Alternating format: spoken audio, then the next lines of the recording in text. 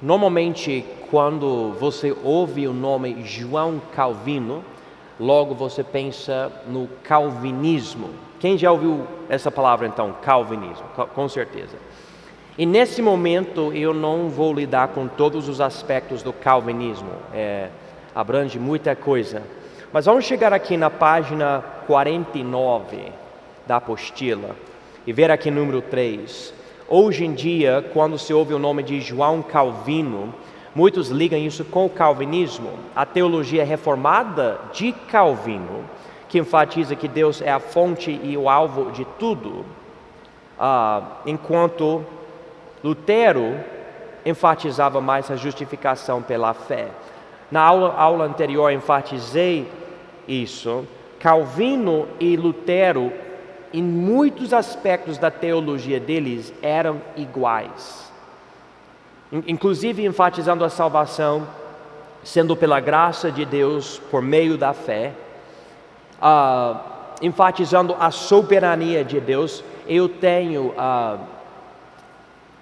um livro escrito por Lutero em casa, e eu me lembro o nome do livro em inglês, e agora estou querendo lembrar, seria a escravidão da vontade, algo assim no português, lidando com o fato que o homem precisa da soberania de Deus para ser salvo. Enfim, os dois acreditavam na soberania de Deus nesse sentido e na justificação pela fé, etc. Só que Calvino focou mais na glória de Deus como a coisa central, e Martinho Lutero focou mais na justificação do pecador pelo sangue de Jesus, por fé em Jesus. Então isso me leva a algo que eu preciso enfatizar para vocês.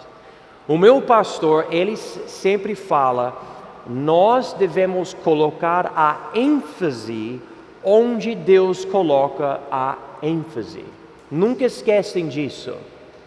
Então, quando você estuda a Bíblia e fala sobre coisas da Bíblia, prega a Bíblia, ensina a Bíblia, quando você evangeliza, há muita coisa que pode ser interessante para você, ou pode incomodar você e chama a sua atenção, e você pode dedicar uma boa parte da sua conversa ou até da sua vida para aquilo, mas aquilo não é o foco, a ênfase de Deus. E o que acontece, se você ficar focado em algo de segunda importância, você acaba criando uma versão do cristianismo meio torta. Isso não é bom. Se eu só prego,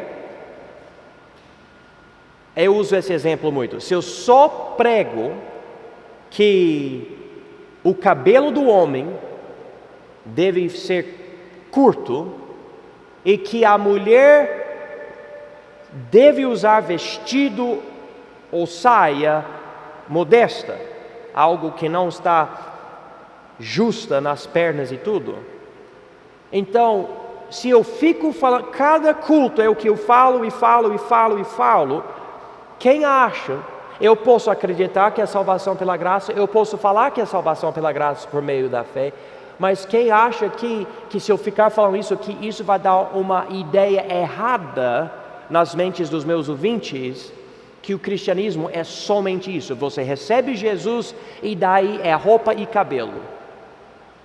Quem levanta a mão se você já notou que em certas igrejas a coisa principal da fé cristã para essas pessoas são os usos e costumes. Vocês podem levantar a mão, quem já percebeu isso? Isso é tão ruim, mas super comum. Pessoas vêm para mim, mas pastor, quais são os usos e costumes da sua igreja? E normalmente é uma mulher, e normalmente ela quer usar calça, infelizmente. Normalmente esse é o problema, ela quer usar calça. Ok. Quem já ouviu o pastor falar sobre calça na mulher, ou cabelo no homem, ou outra coisa assim? Já ouviu o pastor mencionar essas coisas pelo menos uma vez? Você pode levantar a mão? Sim, eu já enfatizei. Quem percebe que não é o que eu falo cada culto, nem cada mês é o foco das mensagens? Por quê? Porque na Bíblia é uma coisa enfatizada até um certo ponto, sim, mas não é a fé cristã, não é o coração das nossas crenças, não é, e preste atenção, porque realmente essa chave não é a nossa salvação. Mas se eu ficar falando, alguém vai dizer que a salvação só existe quando a mulher usa saia ou o homem tem cabelo curto, algo assim. Pode ser qualquer outra coisa. Daí eu já disse para vocês várias vezes, a nossa igreja não tem usos e costumes. E não tem. Eu não quero ver seu corpo nu aqui na igreja.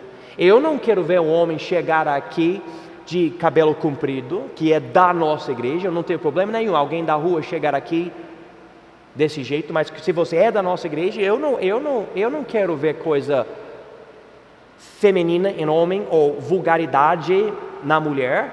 Eu não quero ver isso. Isso não é santo, mas também não é a ênfase da Bíblia. É uma coisa, mas não é coisa central. Eu enfatizo isso porque quando nós comparamos João Calvino e Martinho Lutero, nós vemos os dois falando muitas vezes a mesma coisa, mas pela ênfase, às vezes vem confusão, às vezes vem briga. E eu já notei como duas pessoas podem estar num debate e brigar, e afinal de contas eu percebo as duas pessoas acreditam na mesma coisa, mas uma pessoa entrou pela porta de frente e outra pessoa entrou pela porta de trás, e pela ênfase parece que não concordam. E nós precisamos tomar cuidado e entender. Por exemplo, até a Bíblia faz isso.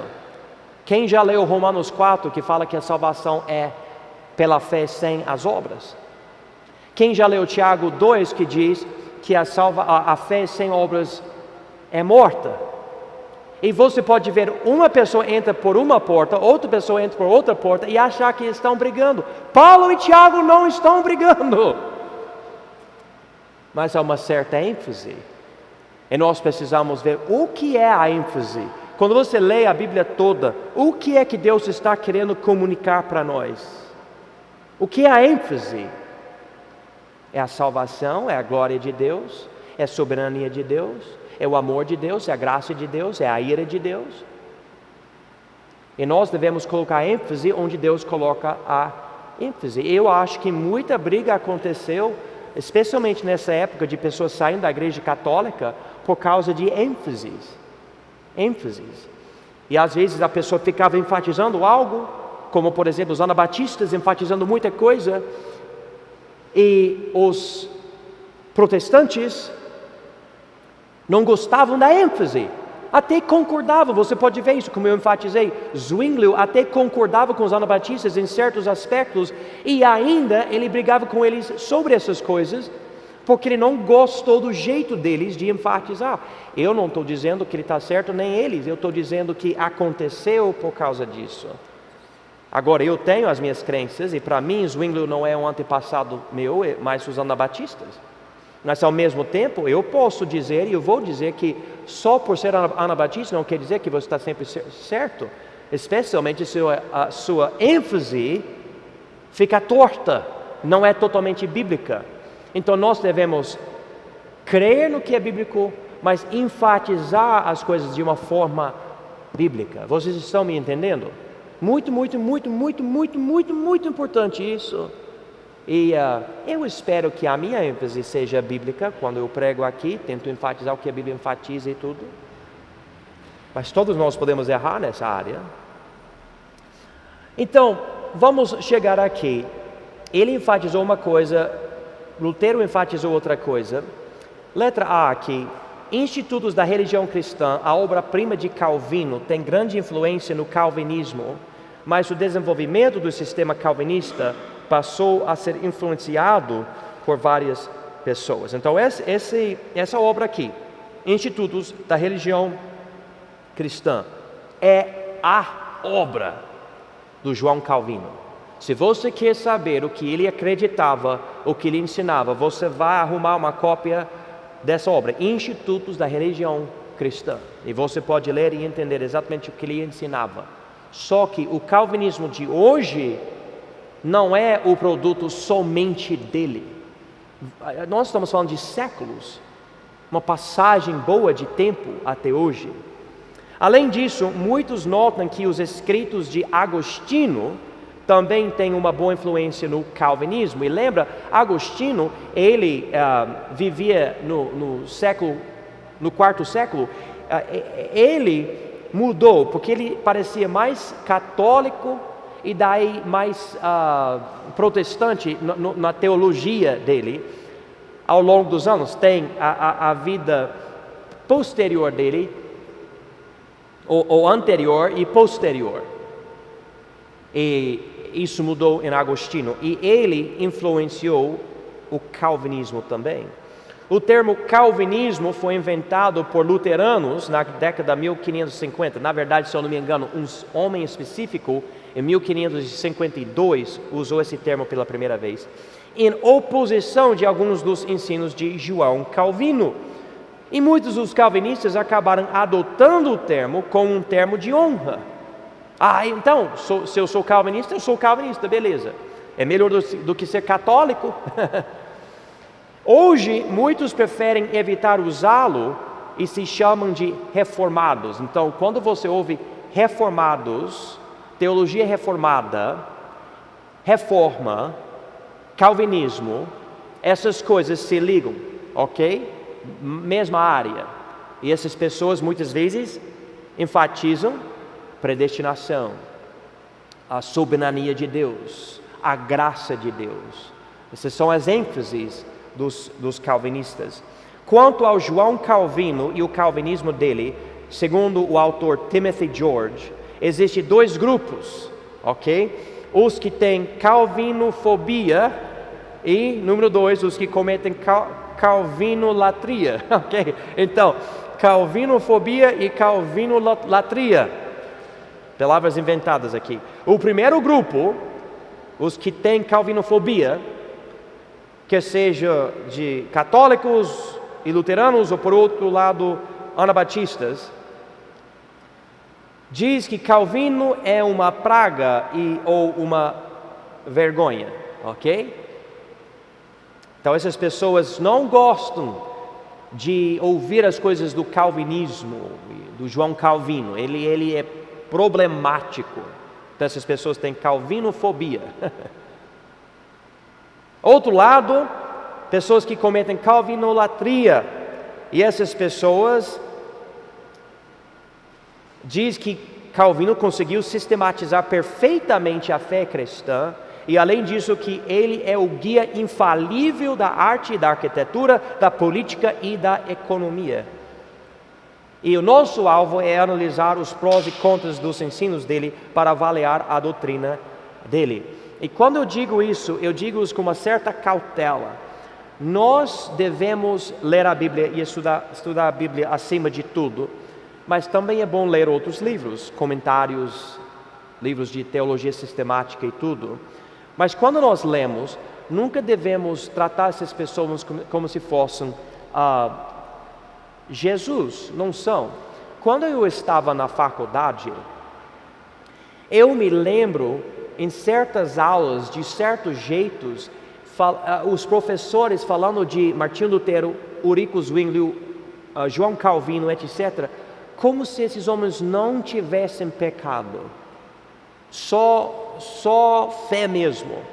E daí, vendo como eles batalhavam contra a falsa doutrina da Igreja Católica, a influência chega no aluno que não sabe de nada, ou seja, para eu ler o que eles escrevem, falar, então é isso mesmo, né? é escrito muito bem e tudo, então é isso. E nós nunca devemos fazer isso. É um erro grande, e eu acho que há mais calvinistas e outro tipo de pessoa que tem uma certa persuasão, certa ideia, porque não estão lendo de olhos muito abertos.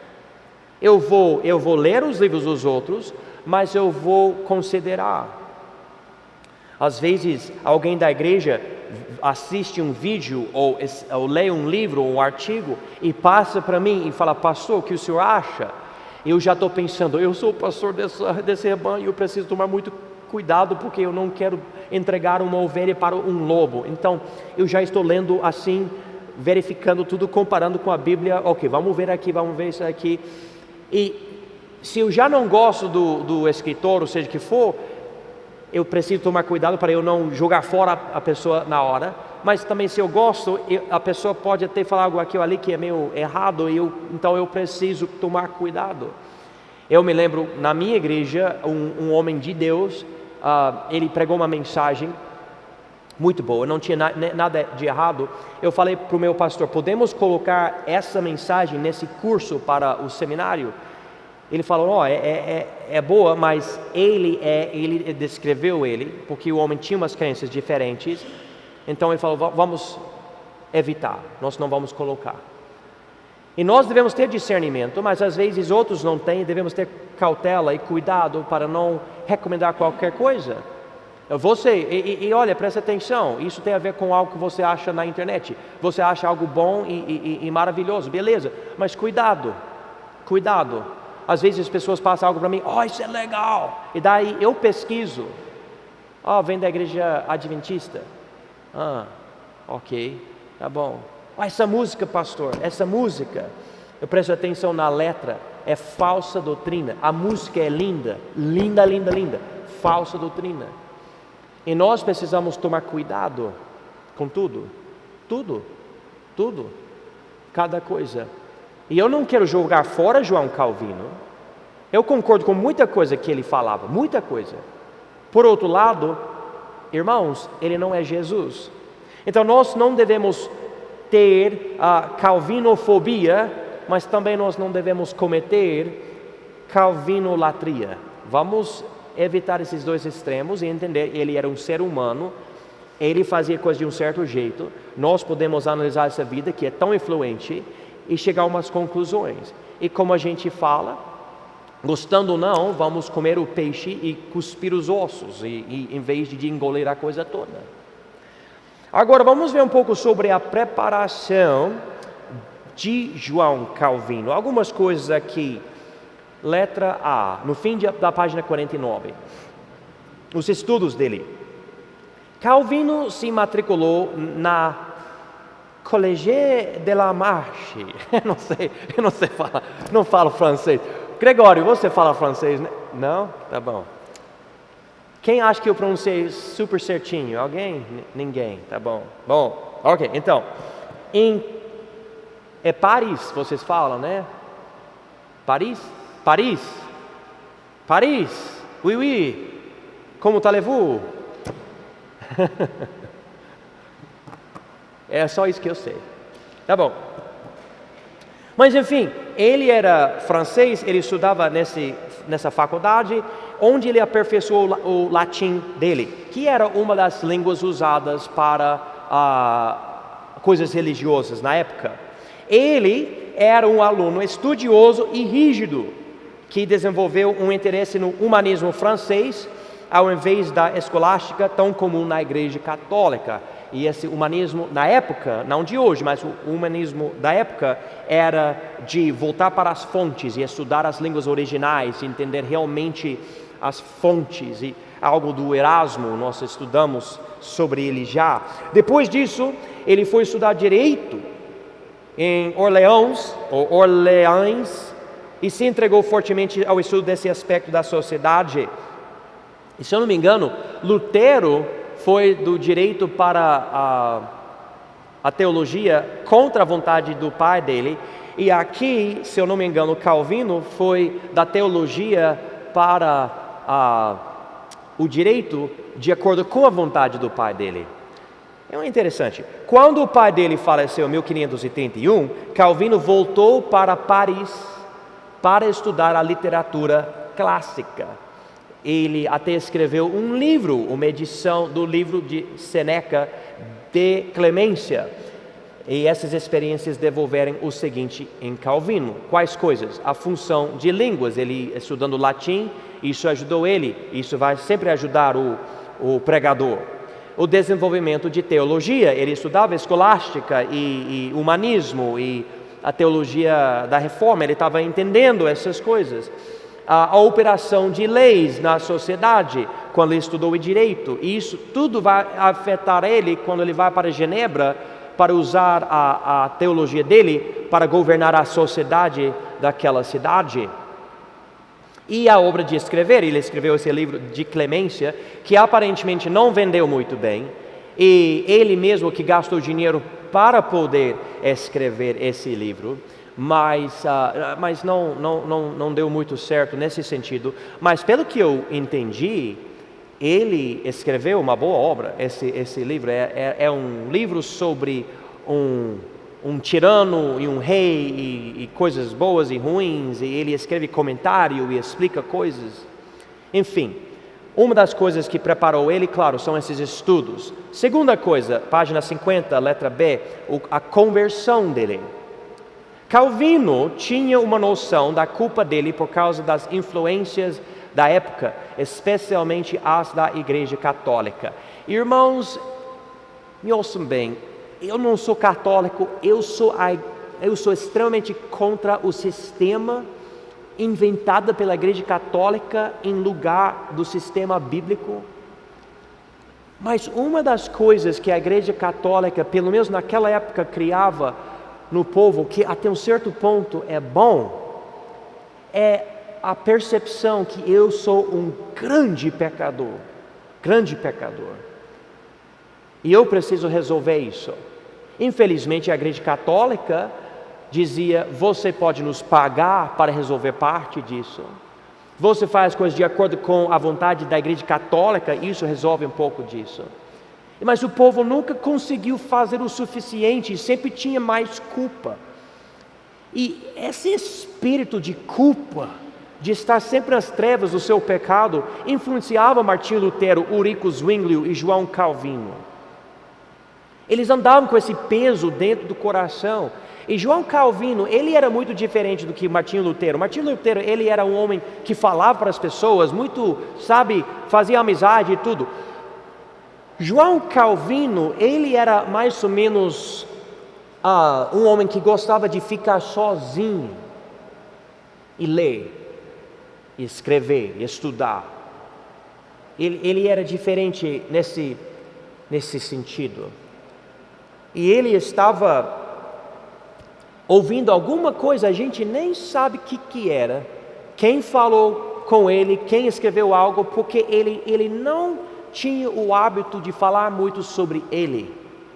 Então, até sobre a conversão dele, a gente não tem muitos detalhes. Veja aqui, que nós temos na apostila.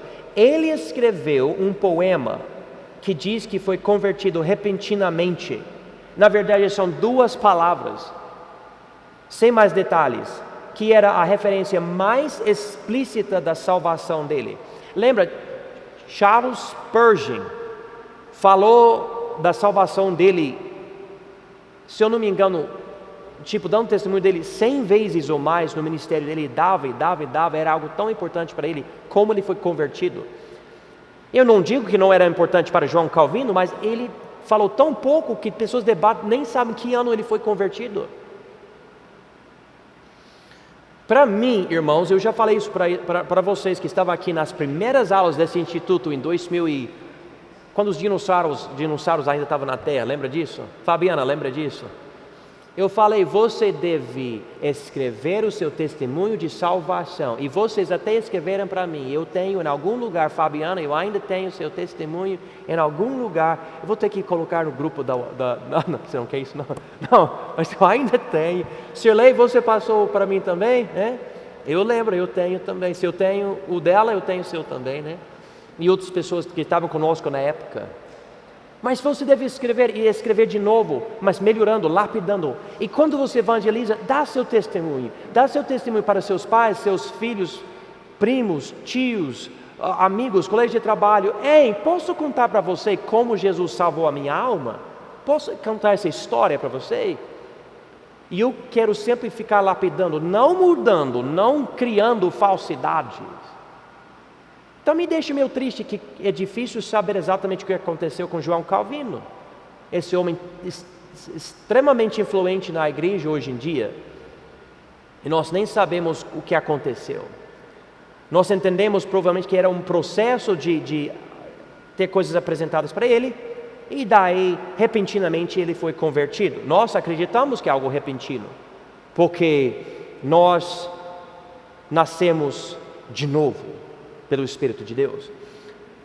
Consequentemente, historiadores não sabem o ano exato, podendo ser qualquer ano de 1527 a 1534. Também não se sabe quem influenciou o reformador a abandonar o sistema católico para crer somente em Jesus. Calvino, porém, explica que quando ouviu o Evangelho no início, ele resistia, mas com grande dificuldade lhe ficou necessário confessar que ele tinha passado a vida inteira mas em grande ignorância. Então ele fala até isso, que ele resistia, mas um dia, ou uma semana, ou um ano, não sei, ele começou a perceber, peraí, eu estou errado, minha vida inteira estou errado. Por uma análise dos escritos de Calvino, sabe-se o que é que ele acreditava sobre a conversão dele. Eu tenho duas coisas aqui. A primeira coisa, Deus é quem mudou o coração dele. Ele não tinha como amolecer o coração dele, a palavra fez tudo. João Calvino, você vai notar esse ponto aqui em toda a teologia dele. Ele não foi para Jesus, Jesus foi para ele. Ele não buscou a salvação veio para ele. E claro, isso eu creio nisso. Eu não me salvei e eu não estava procurando Jesus. Ele estava procurando Joãozinho. Eu creio nisso. Mas ele leva isso para o extremo no calvinismo, que o calvinismo, quando você estuda todo o calvinismo, você não tem fé e você fica regenerado, você é regenerado e isso dá fé para você. E nós não vemos isso em Efésios 2 e outras passagens. Segunda coisa aqui, Deus fez com que o coração dele fosse ensinável, e nós estamos usando basicamente a ideia na linguagem dele. Ninguém poderá servir a Deus sem estudar na escola dele, ou sem estudar na escola de Deus. Ele está dizendo aqui que a salvação só vem para a pessoa cujo coração se transforma para poder aprender as coisas que Deus quer ensinar.